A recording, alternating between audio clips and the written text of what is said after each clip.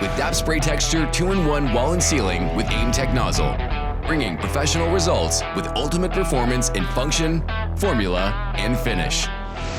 For use, be sure to prep your work area with the proper tools for your project.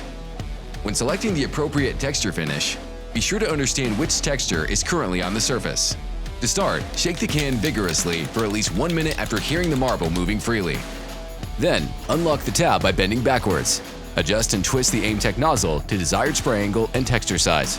Before spraying on any surface, dispense a quick burst onto scrap material to activate and practice. As you begin treating your wall or ceiling, spray using intermittent bursts in a continuous sweeping motion.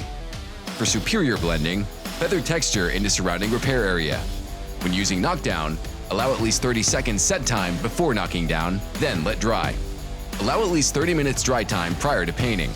Once finished, place the nozzle in the upright position and turn can upside down. Spray excess texture onto a disposable surface until it finishes dispensing. For reusability purposes, it is important to remove any texture buildup from tip. RELOCK safety tab and store in cool conditions.